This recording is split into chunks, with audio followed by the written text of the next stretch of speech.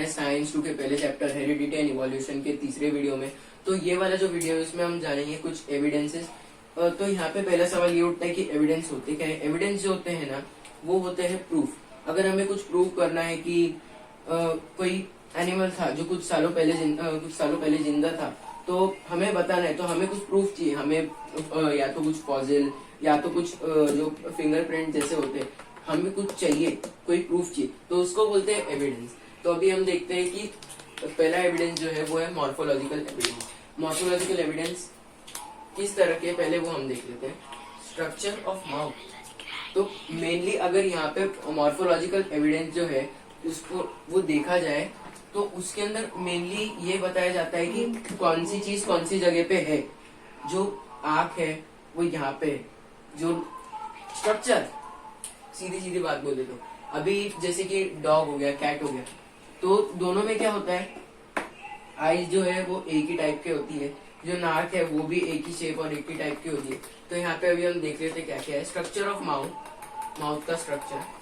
Position of eyes, eyes कहाँ पे है। स्ट्रक्चर ऑफ नॉस्ट्रिल, नॉस्ट्रिल कैसे दिखते हैं। ईयर पिन्ना, यहाँ पे जो होता है थिकली डिस्ट्रीब्यूटेड हेयर्स, की हेयर्स अभी जब अगर किसी के पास पेट होगा तो उनको पता भी होगा कि जो एनिमल्स होते हैं उनका कोई कोई एनिमल होते हैं जिनकी सिंगल लेयर होती है, डबल लेयर होती है हेयर की, ट्रिपल भी होती है किसी किसी की, तो वो thickly distributed hairs. Thickly distributed मतलब बहुत ज्यादा है। गोल्डन रिट्राइवर हो गया, कैट्स हो गई, तो ये कुछ एनिमल्स हैं जिनका बहुत सारे हेयर होते हैं, थिक होते हैं। लीफ शेप, अब ये जो था ना, ये जो अभी हमने पढ़ा, ये जो जितने भी मॉर्फोलॉजिकल एविडेंस ये है वो एनिमल्स में पाए जाते हैं। अब हम देखते हैं कि जो प्लांट्स होते हैं, प्लांट्स उनके अंदर क्या क्या होता है। तो यहाँ पे जो लीफ शेप होती है, लीफ शेप पाया जाता है। जैसे कि अभी जो पीपल का झाड़ होता है उसका शेप कुछ ऐसा हार्ट शेप्ड होता है, ऐसा हार्ट शेप्ड होता है वो लीफ। तो लीफ शेप, लीफ वेनेशन, जो लीफ होती है ना उसका वेनेशन, जैसे कि ये ऐसा है कि ऐसा है कि कुछ भी ऐसा टेढ़ा मेढ़ा है, तो उसको बोलते हैं लीफ वेनेशन। और लीफ कीटियोल जो यहाँ पे पाया जाता है एकदम टोटल। तो ये हो गए हमारे मॉर्फोलॉजिकल एविडेंसेस। ये एनिमल्स में पाए जाते हैं, प्लांट्स में पाए जाते हैं। अगर आप लिखना चाहे तो लिख सकते हैं, बहुत ही आपके लिए आसान बना देंगे लर्न करना मॉर्फोलॉजिकल एविडेंस। तो अभी मैं एनाटॉमिकल एविडेंस पे आता हूँ। ह्यूमन हैंड जो होता है, 4 leg of ox, flipper of whale, patagium of bat, आपको पिक्चर डिस्प्ले हो रहे होंगे। तो ये जो है human hand, 4 leg of ox, flipper of whale, तो ये चारों जो है इनके अंदर जैसे कि कोई सिमिलैरिटी नहीं है, एकदम एग्जैक्ट कोई सिमिलैरिटी नहीं है। पर यहाँ पे क्या देखा जाता है, जो बोन्स है, जो बोन्स है, बोन्स जिस तरीके से जॉइंड है, बोन्स जिस तरीके से जॉइंड है उसके अंदर एक सिमिलैरिटी है। वो एक सिमिलैरिटी तो वो बताता है, बोन्स जो जॉइंट है वो बताता है कि ये जितने भी एनिमल्स हैं जैसे कि ह्यूमन, ऑक्स, वेल, बैट, ये सब के सब एक कॉमन, इनका एक कॉमन एंसेस्टर है, इनका एक कॉमन एकदम सेम पूर्वज है जिनसे ये बने हैं, human, ox, whale, bat. But there is similarity in bony joints. This indicates that all these organisms have a common ancestor. तो मैंने वही बता दिया। तो मैंने मॉर्फोलॉजिकल एविडेंस और एनाटॉमिकल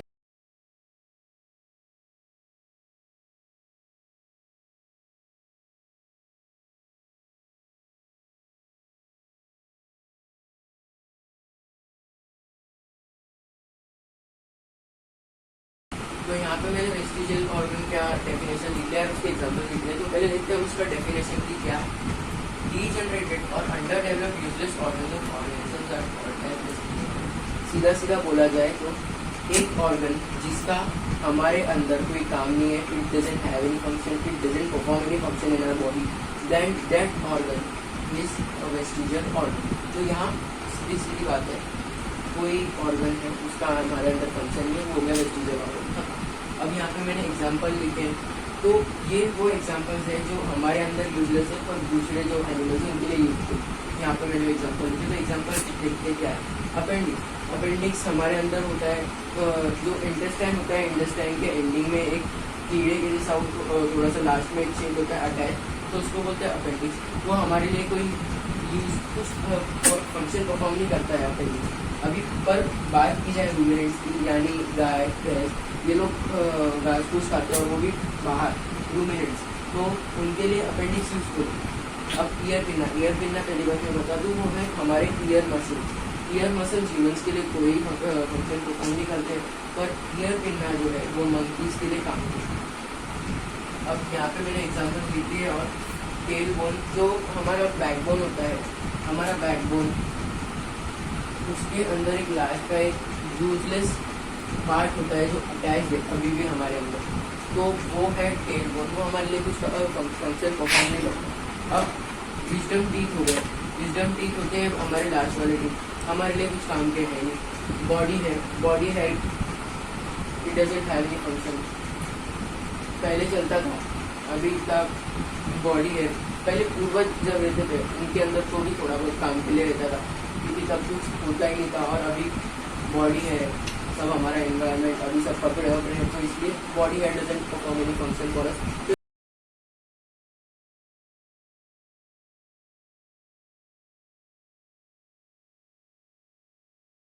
तो यहाँ पे मैंने पैलियोंटोलॉजिकल एविडेंस क्या होता है वो मैंने लिख दिया है। तो आइए देखते हैं कि पैलियोंटोलॉजिकल एविडेंस एग्जैक्टली है क्या।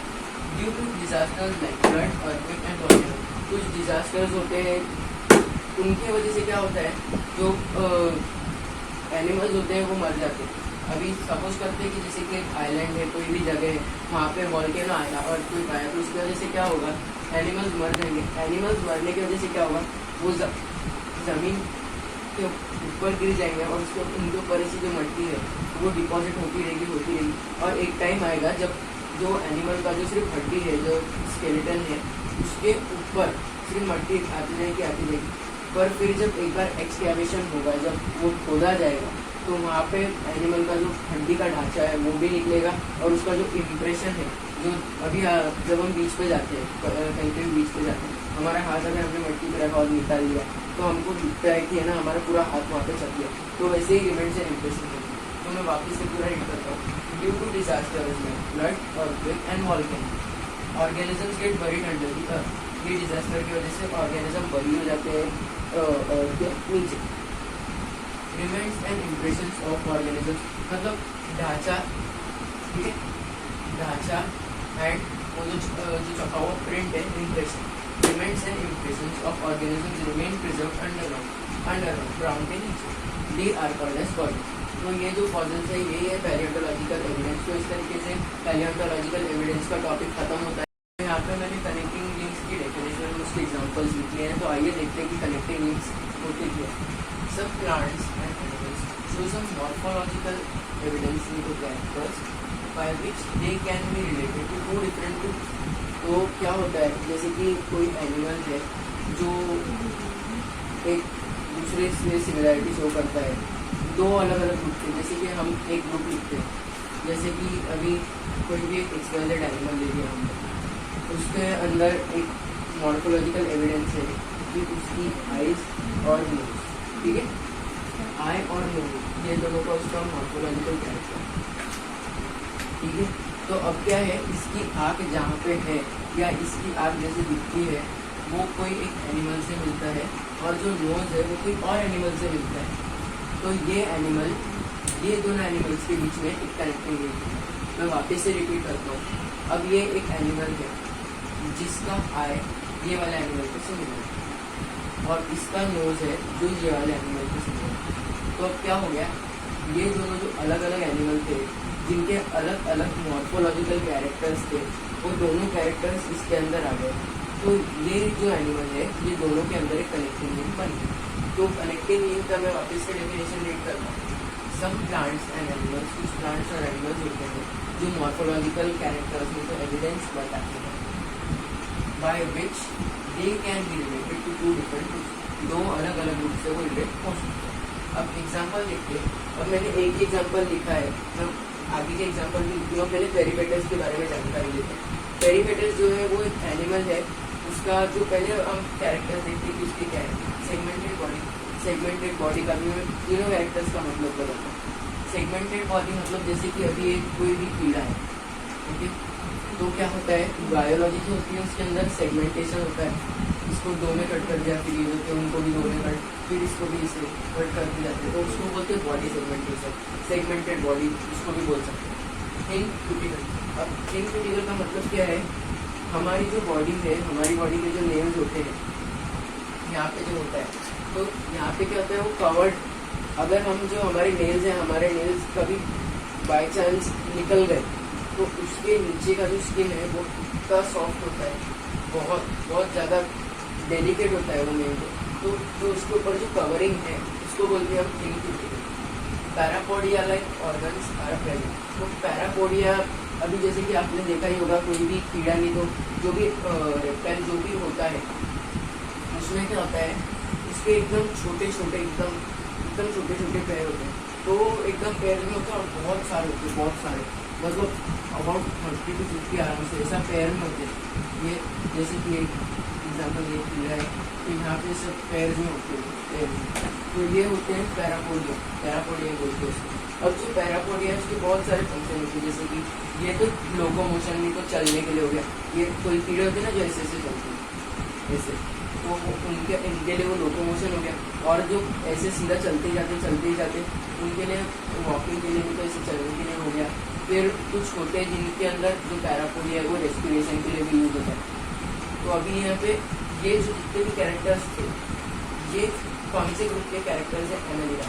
अब एनालिडा एक ग्रुप है, वो एक एनिमल क्लासिफिकेशन का पार्ट है, वो हम बाद में देखेंगे कि क्या है। तो यहाँ पे जो तीनों कैरेक्टर्स थे वो यहाँ एनालिडा से मिल रहे हैं, ठीक है, ये एक ग्रुप हो गया एनालिडा। ये तीनों कैरेक्टर्स आपको याद ही करने हैं, एनालिडा एंड आर्थ्रोपोडा से रिलेशन है, अभी मैंने देख लिया। अब दो कैरेक्टर्स और, tracheal respiration and open circulatory system, ये जो दोनों कैरेक्टर है ये किससे मिलते हैं, ये आर्थ्रोपोडा के ग्रुप से मिलते हैं, ये तीन एनालिडा से, ये दो आर्थ्रोपोडा से। तो इससे हमें क्या कंक्लूजन मिला, Peripatus is a connecting link between Annelida and Arthropoda due to its similar morphological characters, segmented body, thin cuticle, parapodia like organs, tracheal respiration, open circulatory system, दोनों अलग अलग ग्रुप से थे, फिर दोनों एक ही एनिमल में मिल गए, तो वो कनेक्टिंग लिंक हो गया है दोनों ग्रुप्स के बीच में। तो इसी तरीके से हमारा जो कनेक्टिंग लिंक का जो टॉपिक है वो खत्म होता है।